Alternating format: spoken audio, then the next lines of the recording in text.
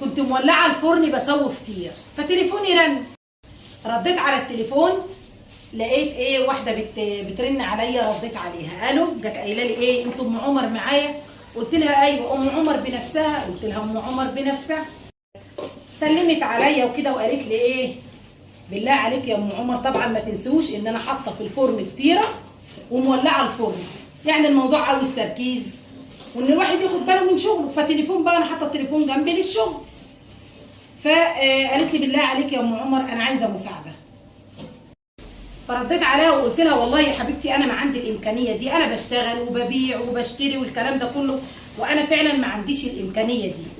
فطبعا عايزه اقول لكم ان انا ابتديت احط التليفون كده بالظبط اهوت، انا بشرح لكم الموقف علشان اللي انتوا هتسمعوه مش هتتخيلوه، بس اقسم بالله اللي بقوله ده حصل بالحرف الواحد. فقلت لها انا ما عنديش الامكانيه دي والله، وانا بشتغل والكلام ده كله، وشكرا يا حبيبه قلبي على اتصالك، وربنا يوسع عليك ويرزقك سلام. مر بعدها حوالي ايه 5 دقايق كده، وبصيت لقيت الماسنجر عمال يرن، اكنسل يرن، انا مانيش عارفه مين اللي بيتصل، لاني لما كلمتني كانت بتكلمني من رقم. فالمهم ايه، عدلت الفطيره في الفرن والله العظيم واتلسحت مرتين، قسما بالله اتلسحت مرتين من الفرن، ورديت عليها. فلما فتحت راحت قافله السكه، هي بعتلي رسايل وعايزاني اشوف الرسايل، يعني بترن بتنجزني علشان اشوف الرسايل، انتوا متخيلين؟ دخلت على الرسايل لقيت كل ما لذ وطاب، قسما بالله مظبطاني، من شتيمه لدعاء عليا، حاجه كده لو سمعتوها مش هتصدقوا دمكم. يما انا عملت ايه؟ انا عملت ده كله.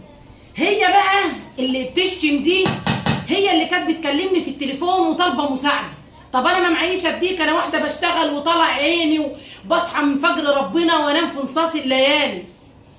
انا عملت ايه؟ بعتلي رسائل صوتيه، اول ما فتحت الرساله لقيتها بتقول لي ايه، روحي يا بعيده اليه تتقفل الدنيا في وشك، على اساس ان انا قفلت السكه في وشها. طب انا والله ما قفلت السكه، انا كنت مستعجله طب اقول لك انا قفلت السكه في وشك. قسما بالله حاجه تحرق الدم، يعني انا بشتغل يا اخوانا، بشتغل. الناس اللي بتتصل تقول انا عايزه مساعده، انا عاوزه اجهز بناتي، انا واحد وانا هرجع برضو للست دي، انا لسه ما خلصتش موضوعها. امبارح بيقول لي ايه، انا عايزه اروح الشغل وما معيش فلوس المواصلات، هات 300 جنيه. يا مفتري هتروح المواصلات ب 300 جنيه؟